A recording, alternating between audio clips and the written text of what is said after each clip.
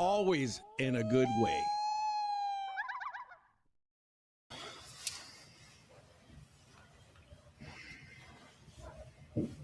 Wow.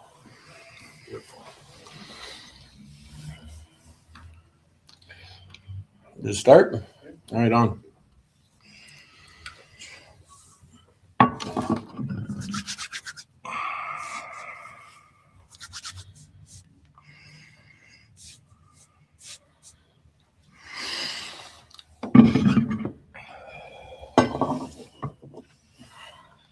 Wow, this is a beautiful intro today.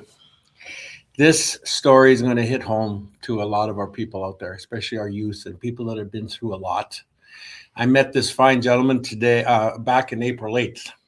I'm sitting with Kash Akoza, shaman artist and spiritual care provider, back in April 8th. Say hi. Hey guys, how's it going? Kash Akoza, shaman artist, spiritual care provider. Right on. And I can't believe you're here. You. What a pleasure. Honored to be back here with you, I should say. Thank you. You're an amazing person. You met at NYC. Yes. And I'm so happy you're here to share a story because, your story is going to hit home to people and help other people. I also want to introduce Trevor Thomas as well. Trevor came in, and you want to say hi to the audience as well before we start? Hello, everybody. Glad you're joining us. Right on. Thank you, Mike. Right on. Welcome, guys. How long does that burn for? Should we do we keep it burning or we put it in? Yeah, you can just put it in there and put the lid on. Beautiful. What a beautiful way to start the ceremony. Thank you very much for our interview. Tell me what shaman artist and spiritual care provider means, so because our audience will want to know that. As a shaman artist, I bridge ceremonial work, sweat lodges, ayahuasca. I work with South American and North American traditions. I bridge them together, and with the visions that I have and the insights that I gain, I channel that into the art. So when I'm painting, I'm singing traditional songs, I'm smudging the canvases, the wall, wherever I work. Every layer of paint gets smudged with sacred medicines, right? And I sing the songs with them. So when that client receives that piece, they're getting ceremony enveloped into the art itself. So the shaman artist is one who bridges those two worlds. Yes. And I didn't give myself that title. That title was given to me by my late teacher, Juan Flores, right. Juan Salazar Flores from South America. Wow. One day I was there. I was on one of my retreats, and he said, "You're a shaman artist. You're a artista curandero," which means he picked up on that. Healer artist. Yeah. And I said, "Whoa." He goes, "You'll understand what it means later. You got to walk the road with it." And when was that? That was back in 2015. 2015. Yeah. Wow. And then he gave me the kushma, which is the robe, and we had a special ceremony for it. And he shared a vision. He says, "I'm going to send you a vision in the ceremony, and I want you to see if you can see it and paint it and draw it for me." And so I did. I passed the test. That's incredible. That's when I received my kushma. Do you know, I got goosebumps thinking about this, and I'm going to tell you what really blew me away. Back in April 8th, when I was told to come to your event, it was at the Youth Detention Center. I think that was. And what it was there was heavy security there. We weren't allowed to bring our phones in, of course. There's policies that got to be followed. A lot of the leaders were there to support your unveiling of this incredible mural. I don't Thanks know to how. Trevor. Yeah, Trevor was involved. Partners, yeah, ceremony brother. Yeah, and Trevor's been helping promote you and to get your story out. But that mural that was there that day, which Trevor posted some photos afterwards. How long? Or let's talk a little bit. Why the Remand Center, first of all? Why there? NYC? Center. Why was it there? Well, one, I spent a lot of time there as a youth. You did? From the time I was about 11-ish. Yeah. Like legally, before I was allowed to be in there, I was in there because I was getting into so much trouble out there, stealing cars and this and that, and running with gangs already and stuff. And they were putting me in hotels like Place Louis Riel when that was around. Yeah, I was getting put in hotels in random places as a youth. I had no idea what was going on, and so in and out of there, I spent all my teen years in and out of there. And I learned to draw in there. You did. That's when they gave you a choice back then. They said, you Yeah. get a piece of paper or you get the Bible. I said, well, I'll take the paper and the pencil. Yeah. Started seeing the other Indigenous guys in their drawing. I won't say their names, Right. but they were inspiring me. I was seeing these amazing drawings of ballpoint pens and stuff. So I started drawing, and I didn't think anything of it at first, but I kept doing it. And I started getting good at it. Yeah. And then every time I'd go back in, I would draw some more, and I just kept getting into it. And then the gangs would ask me to tattoo them with the ballpoint pen. Yeah. So I would draw their gang logo, Indian Posse, or do Right. this or this or that. So it just really became something that was part of me. Mm-hmm. And so later on, I went through a series of events leading me through the drug game and gangs, violence, a lot of violence.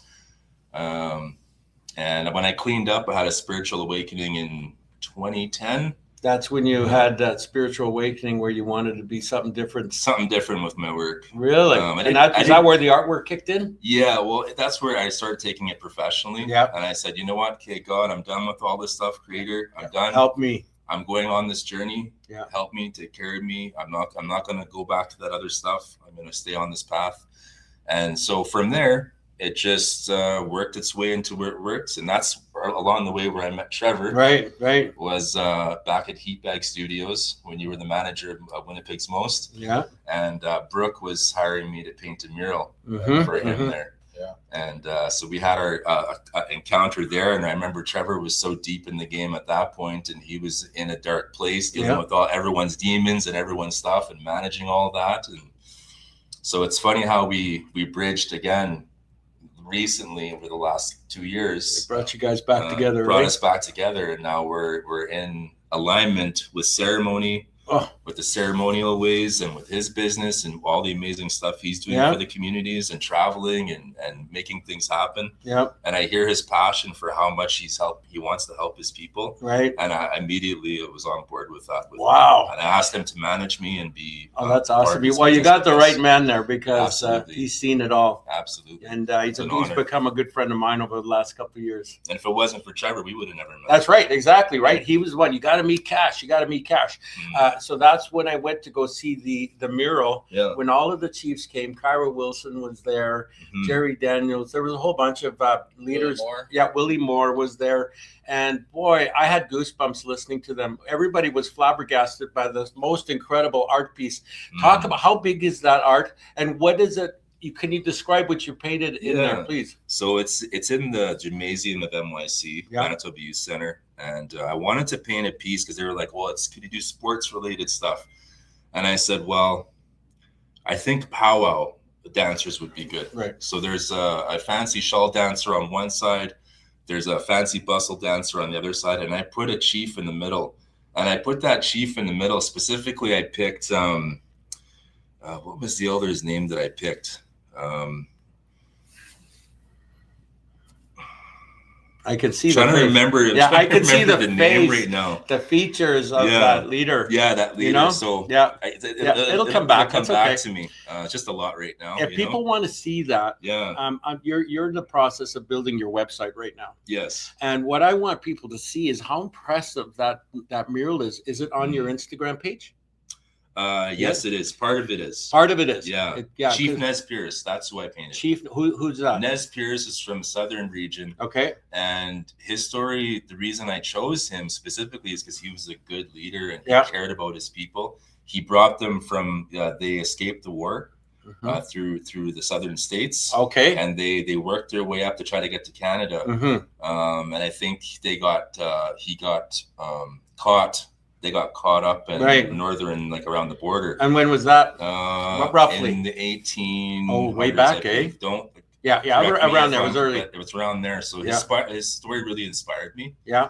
So I thought that would be a good representation for the youth to bring themselves out of that. Even if they see that image for 10 seconds and it brightens up their day, or those staff are there. Those staff spend a lifetime there. Yeah. Some of those youth are there for a year, 2 years. Now there's a lot of youth in there for 5-6 years at a time. There's a lot of really crazy things happening in the community with that. But anyhow, it's just to inspire them and to show them, hey, I was here. I did this. You were there. And I want to bring this back to you. And I genuinely care so much about these youth and also these adults. So I run spiritual care programming with high-risk youth and with also adults coming off the streets, off Main Street.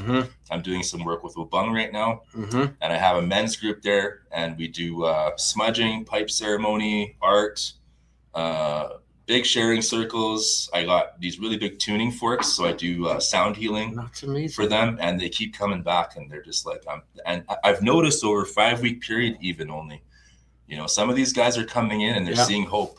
They are? Are you they're seeing the change? I'm seeing the change. Even if you change that one person's life, you've done your job, isn't it? It really hit me when I saw a friend who I didn't know was living in the street, but someone I was in grade school with. And I couldn't believe that I saw he was living in the street. He's a bright guy. Really? Good looking guy still. What are you doing here? He says, well, bad circumstances and stuff. I said, I'm not judging you. I just want to know what's going on. Come to the program. I broke out in tears, and I couldn't believe I saw a childhood friend living in the street. And so I said, please come to the program. And in me, all of my being, all my spirits, like wanting to help this guy. Like, I know you can't save a drowning man sometimes. Sometimes you have to keep them at a distance, but I know my protection. I know my limits, but I just want to help so much, you know. That's amazing to see that. So you're doing this once a week? Once a week at Wabung.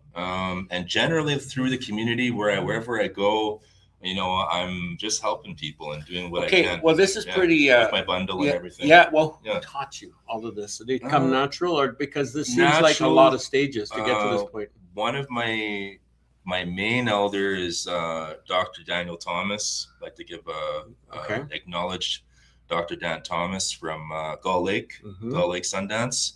And I'm married to his daughter, Rose Thomas. Okay.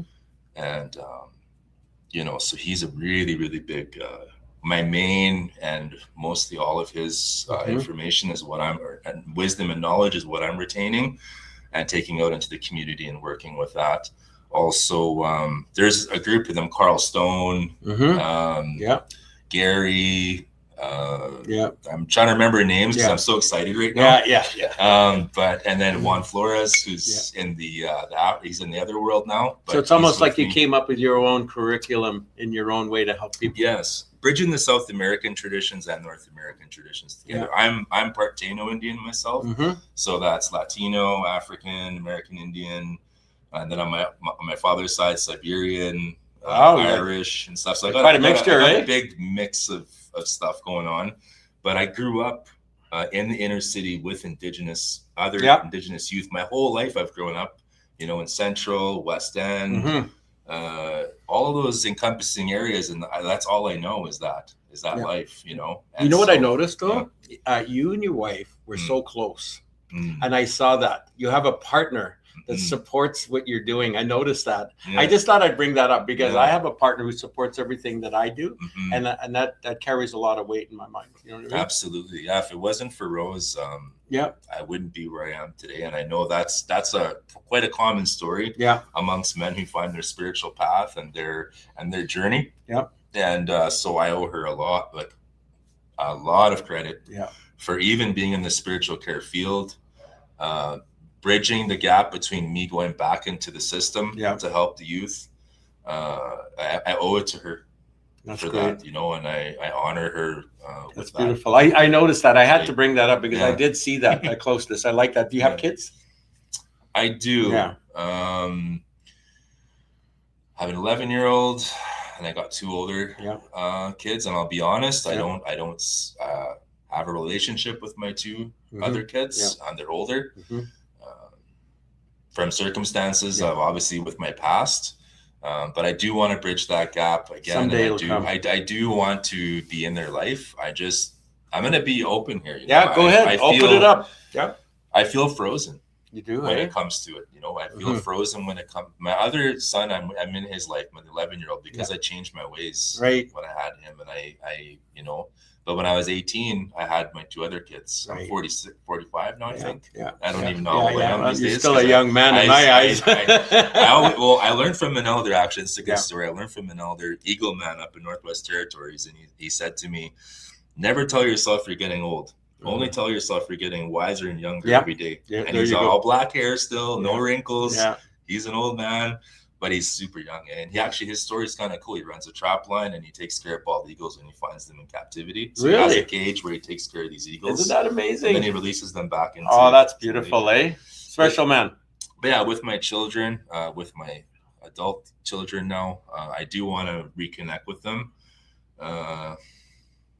It's not an easy subject to talk about, obviously, because back then, when I had them, I was, in Different person. in the gang life. Yeah. I was, like I said, I was a violent enforcer. Well, let's talk about that a little bit. And there's a part of time in your life you weren't exactly proud of, but that was all you knew at that age. Yes. You were a young man. You were an enforcer in gangs. You want to talk a little bit about that? Yeah. From the time I was 16. Yeah. I'm not going to kind of say what gangs and stuff. No, you don't have I worked my way into a group of older gentlemen that were here from Montreal. Yeah. And I was collecting money for them at the time. I was 16 and I became successful at it. I'm not going to say how, but it was through violent measures. So they gave me the name Kash with a C. So then from there, I carried that street name Kash all the way through in my youth and into my 20s. When I became, on my spiritual journey, I changed it to a K because it means from the heavens. Really? Yeah. So it's kind of bridging that. And Akoza came to me in Sweat Lodge. Okay. It means the one who helps others. So it's taking those two things, putting it together. But back to some of that life is, so it got to the point where it was getting really, really violent. And I was working my way I was a lone wolf and I was being contracted by different gangs. At 16 years old. 16, and then it got really heavy when I got 18, 19, 20. That's crazy. And I was in positions where it definitely should not be here at this time. So from the grace of Creator, I'm still here. Yeah. Because I was protected through a lot of that stuff. But very violent things, home invasions, transporting drugs across Canada, all kinds of stuff in the communities, you name it. I got into such deep levels of it that I don't know how I found my way out of it, but I did.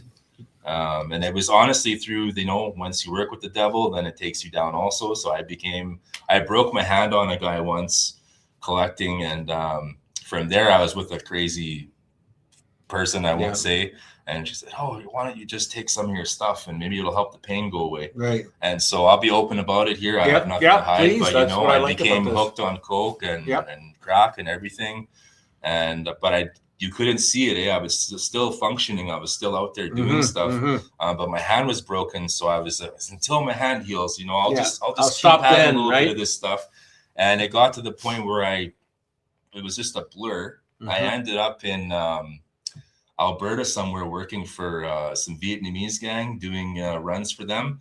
And I remember I got to a place where I was this is like one of the rock bottoms, I guess. Yeah. So I went through many. A few of them, right? I learned the hard way. Eh? Yeah. I never could just say, oh yeah, that's enough. No, I kept going and pushing the limits. I ended up in some like cracked out motel room, roaches running around and everything. And I barricaded myself in the bathroom, smoking crack all night. And I would just crack open the door and I would look in the mirror facing the hotel door. Right. Because I was so paranoid. I thought the military was coming again. I thought the SWAT team was going to kick the door down. You were sketching out at that point. Sketching out like crazy. Yep. Crazy story about that. And it's when I realized Spirit was watching over me. Yep. For whatever reason, I ran out of that bathroom and I ran to the door to try to rip it open. And it was like sealed shut. Really? But I could not. I was I wasn't tripping. I was turning the handle. I was trying to rip that door open and it was like welded shut. And I think there was guys waiting for me on the other side of that door. So anyhow, somebody was protecting you. Something was protecting me. So anyway, I got out of there. I overdosed. I ended up ODing out there. I was working the rigs on and off. It was just a crazy life. Ended up in the hospital, slashing myself, everything, you name it. And ended up in the hospital. Got out of there and I said, okay, you know what? I said, I'm going to go back home. I'm going to get a job. I became a bricklayer for a while, bricklayer's helper. I found God again. Shortly after, kind of slipped up again, had an ounce of coke. I was doing some art and stuff, and I was trying to become an artist, right? This is like in my early 20s. And I remember I ended up out of nowhere. I had a bulletproof vest on, had a 9mm in this hand, had a belt in this hand, and I had the thing wrapped around my head, and I was like thinking the cops were coming in and all this stuff, and I was aiming the gun everywhere. And this is no joke again, Spirit. I was trying to kill myself. Yeah. And I pulled the trigger and the clip fell out and the bullets went everywhere. Oh my gosh. And there was a bullet lodged in the chamber. And I was sitting there just, I broke down. Yeah. I think that was it for me. Like that was like a really huge turning point for me. Severely rock bottom right there. Yeah, severe. And again, I ended up in the hospital again, and they threatened to put me in the mental institution and all that. And I said, okay, I'm going to comply here. I need to clean up and whatever. So I got back on my feet slowly, and I bounced back pretty good. Got really heavy into graffiti, actually. You started with graffiti? I started with graffiti, and once I found graffiti, when at the spray can, I would go onto the bridges and I'd paint and stuff, and started painting these characters. I was hooked. From there, I found spirit again. I found God. I started going to Sweat Lodge. And how old were you then? About that point? Well, you're 45. This was in like my 20s. Yeah, early 20s, eh? Yeah, early mid 20s. And then from there, it really escalated from there. Isn't that something? Yeah, into now where I'm coming back, helping the youth, teaching about the art. And I'm not doing this just for a paycheck. I'm not, if I needed just a paycheck, I'll go work a job. I'll go do whatever. But I need, I need to have purpose behind what I'm doing now. For a while, I became really successful with my art in my early 30s, and I was making a lot of money with it. But it was just money, me. What can I get for me? What's in it? That's right. Me? Yeah. And that was another rock bottom, because I was like, it's all just about me. It's not about anybody else. And then Creator took it all away again and said, can't take it for granted. No. So I said, okay, God, what's your plan? Yeah. What is your plan? What do you need me to do? And that's when everything realigned again. And he said, go help these kids. Go back, start teaching. You know a lot about art. You're a good artist now. Start teaching these youth. Start taking these things you're learning. Start bridging your ceremony life. Start taking these things and start sharing it. That's when that's over the last few years. That's when now I've encountered you and Trevor, and everything is aligning to the right place now. Because it's from my heart. It's like bridging my mind and my heart together and my spirit.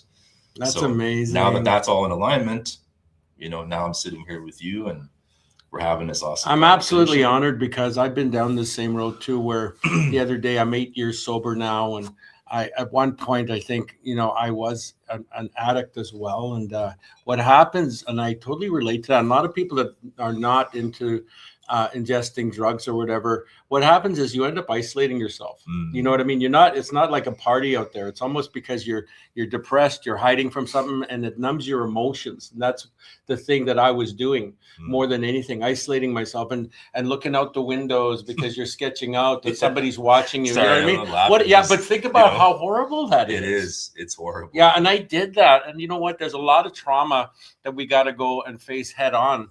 And what you're doing is you're taking your trauma, you've dealt with it, now you're helping other people. Yeah. That's what I love about what you're doing. That's why I wanted to get you here today, because I get you. Yeah. I understand you. I see you too. Yeah, isn't it great? When we met at NYC, I remember we hugged. And I know. I just felt like I knew you a lifetime, right? Yeah, I knew you a lifetime. Similar experiences and with certain things with addictions and stuff. And addiction spreads into everything. Does it ever? Once you let go of the drugs, then it's the food.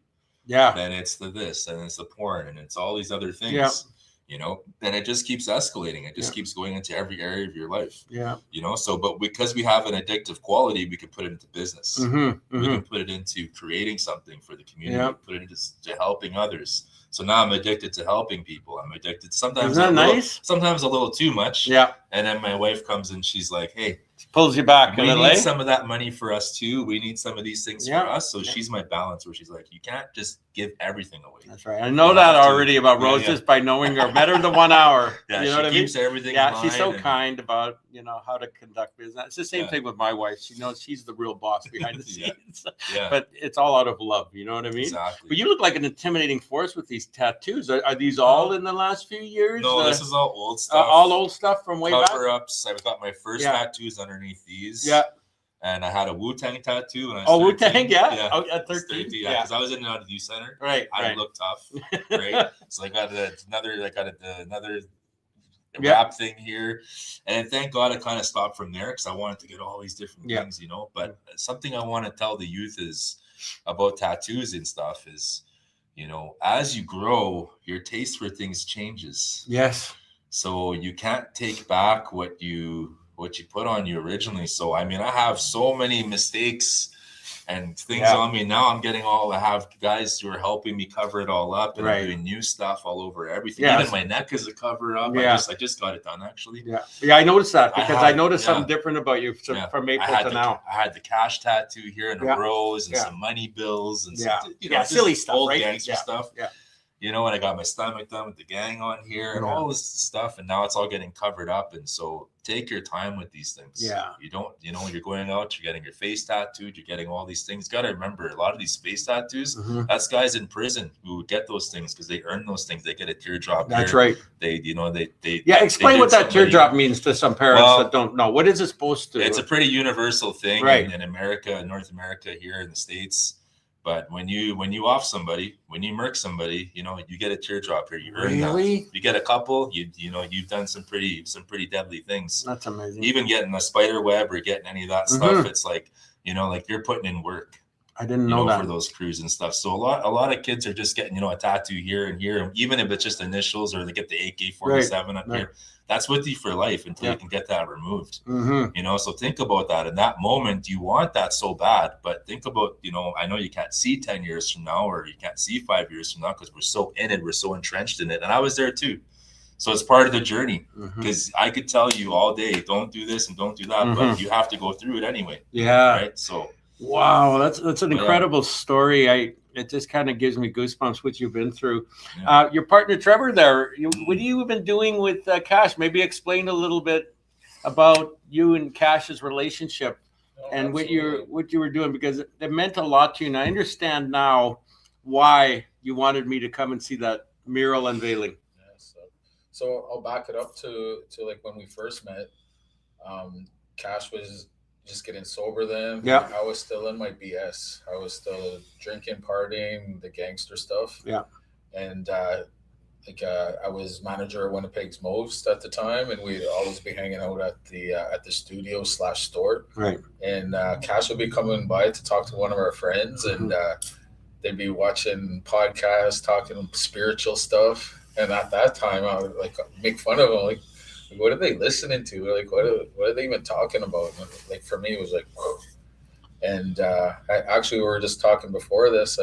Cash, he doesn't remember this, and because everything was a blur at the time. But for me, it stuck out. We were standing outside, and he said, "You know, Trevor, I see like a big split in you. You're split." And for me, like I didn't grow up in the streets. I was raised out in the country. You know, my Grammy was just a church-going person, and one of my feet was in that light, and like I was always smiling, but another foot I was trying to hang out with the gangsters, and he called me on it. He called you out, He called me on it, and so that's where we first kind of met, and you know, through Winnipeg's Most, he played a part in some of the music videos and whatnot, and then 10 years goes by, we don't see each other at all. Then I'm coming out of the gym, and he's going into the gym, and I love it. Cash, hey. And, you know, we kind of just talk, exchange numbers. And by that time, I'm already on my sober path. I'm you know, on the straight and narrow. I go into my first ayahuasca ceremonies. Like, I lost my son, and that was a huge traumatic thing for me. And the ayahuasca ceremony really helped me. And I knew there's not too many people in Winnipeg that go through this. And lo and behold, we run into each other. And it just kind of clicked from there. And then we keep in contact. We go for coffee. And a couple months later, he phones me just out of the blue. Hey, what are you up to? I said, hey, I'm just going into my dieta, getting ready for the ceremony. Hey, what ceremony? And send them the information. And we went to our first ceremony together, and it kind of just solidified everything. and just being in ceremony and, you know, just being raw and being our true selves. We just seen each other. Right. I seen him and he's seen me. And then when we got back, he asked me, I actually was on another ceremony, the next ceremony. Vancouver. Yeah.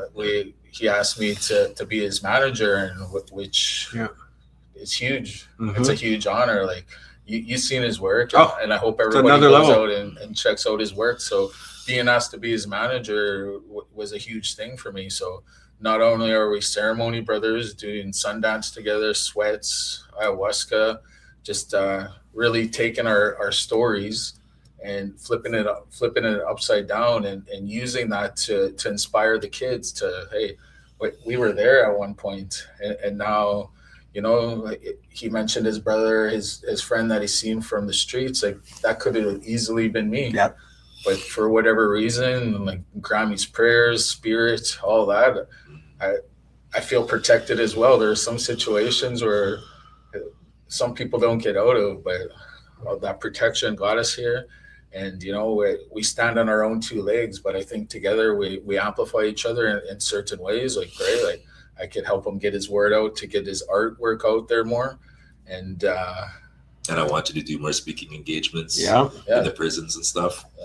Exactly. It's fantastic. All the things that he's doing. You're a great role model, right? Yeah, both you guys are. Indigenous youth, you guys are both amazing. So now fast forward a little bit. Now we're sitting here talking to you. We're stepping side by side in ceremony, in business, and just in friendship, and just feels really good to have met somebody that you know, could kind of mirror back, could understand this stuff. But now we could really go out there and make a difference to a lot of youth, a lot of younger men and women, right? And you know, teenagers and beyond. Well, that's fantastic. And you dropped off the face of the earth for a little while, where you got out of social media, and you came back with a big bang.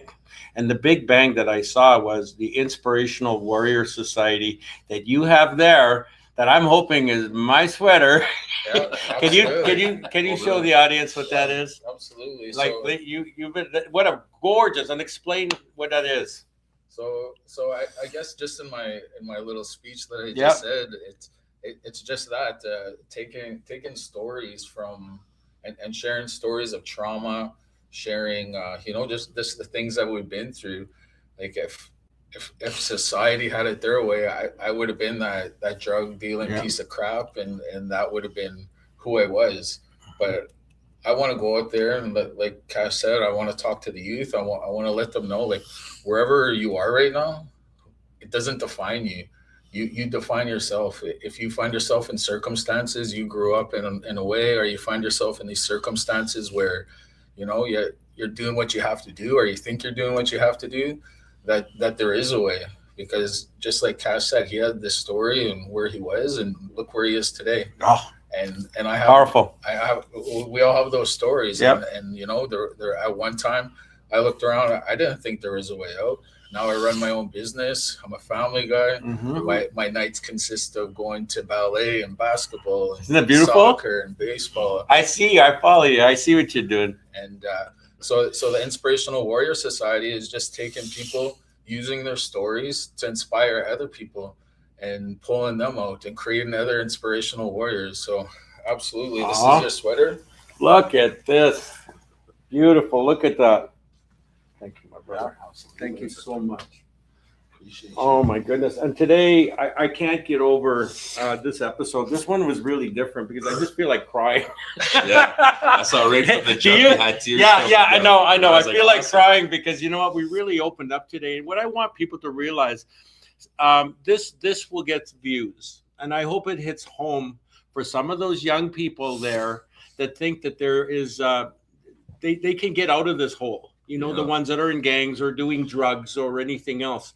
Is there any last parting words you want to make, a message before we leave? Some of the cliche thing that people would say is, even if one person sees this and it changes them, or they're able to share that with their youth, or even with their dad or whoever, their cousin, uncle, brother, you know, it's like the views are important, you know, but it's like, to me, it's like, even if out of all, it's like sometimes when I'm working with all these kids, like let's say in youth center or wherever, out of 50 of those kids, one of those kids is going to be like, I want to do that.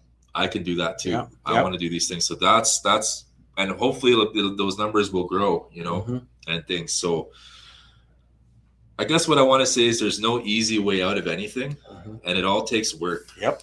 There's no shortcut. There's no secret. The secret is in the work. You have to want the change. People can put you in a million different programs, but it isn't until you actually want the change that you actually go for it. Yeah. And once you do, you got to stick with it, and you have to use your willpower. We all have it. We all have to cut the distractions out, and we got to get to work. It's not easy. Mhm. It comes in waves. So sometimes you're up, sometimes you're down. It's just part of life. But Mhm. eventually you learn to cruise in the middle Yeah. more. And boy, it feels good after, doesn't it? It does, you know. So if there's one thing I want to leave, it's to not be afraid of putting hard work in, Yeah.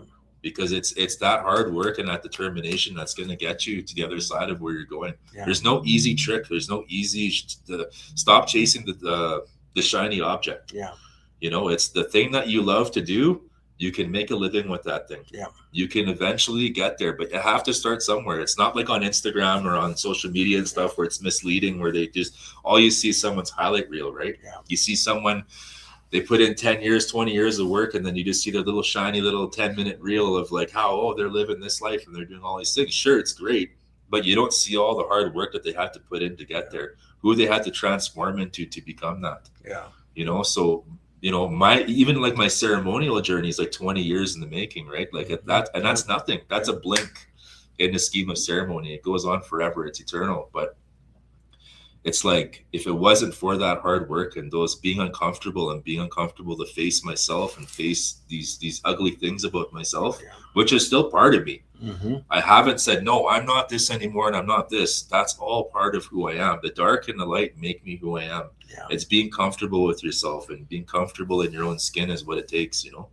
So I know it's a lot to unpack, but I know. And you know what? We're going to have another episode. For sure. Yeah, I was just going to say that. We got to have another one. I want to bring my bundle in. I want to bring everything. I want to show people. Let's wait about 6 months to a year. Let's get you Absolutely. back on. You can't get more raw and real than you. Absolutely. Likewise. From the bottom of my heart, thank you, Trevor. Yeah, thank you, Michael. When I see the tear rolling Oh, down I know. I was like, that's a real guy. When you see tears rolling down, you know he cares. You know, that's what I loved about you, and that's why I'm here. Because I was almost like, I don't know if I'm going to do this. I want to paint, right? Because I'm so passionate about my art, right? But I was like, you know what, Mike's such a good guy. Thank you for being here. I know he's here. real. I know he's raw, and I know he puts himself. Even, can I say one more thing? Yeah, go ahead. When I see you online, talking to that phone, and I'm like, it's not easy to do. It takes a lot of courage to do that. Yeah. And when I see someone who's at your place in your life, look where you've been and all the things you've done. Yeah. For you to have to put yourself out there like that and constantly do that and show up every day, like, I'm inspired by that. Wow, thank you very much. I wanted to share that with you, how much that inspires me. Thank me. you. I'm like sitting there going, I gotta start doing a little bit of that. You know, like this guy's doing it, I gotta do it, you know. Yeah. Well, from the bottom of my heart, thank you for being here today. Oh.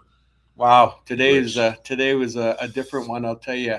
And if we can inspire the next generation to become better, you're hearing it firsthand about how it's got to be done. And you heard it today, raw, uncut. You hear it.